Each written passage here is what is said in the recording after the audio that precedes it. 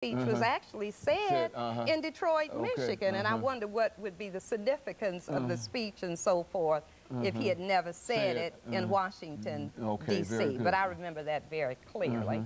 My contact with Coretta Scott King came many years later. I was selected to represent the state of Tennessee and work at the Martin Luther King Center for Social Change in Atlanta.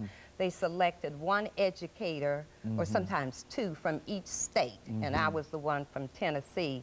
And I worked with Mrs. King and his sister, Christina King, and others to develop a national curriculum guide based on his strategies and his philosophy for nonviolence. So I had close contact with her. I remember when she came in the room and we were in her boardroom, and she walked in there and it was just like an angel had appeared. She just had such a charismatic, she's just a beautiful woman. And so I worked on that curriculum guide there and went back several times to develop that guide. So Dr. Lewis Baldwin, of course you know Dr. Baldwin, mentioned this curriculum, I think, on a number of occasions when we had him on the show. And so you actually participated in helping to build this civil rights kind of curriculum that Dr. King, that I think was pushed all across the nation. Yes, it was a national curriculum, and when I came back to Nashville, I used to give workshops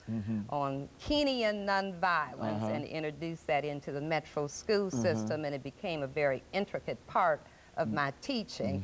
Every student I had to learn the steps for conflict resolution, and I bet if you met one today, they'd be able to give you those steps and how to use them. That was a very, very important part of it. As a matter of fact, you mentioned Dr. Bernard Lafayette. He gave us Dr. King's principles on nonviolence at one time, and I would imagine those are the same. Yes, they're all intertwined together. So that was one way that the movement had an impact on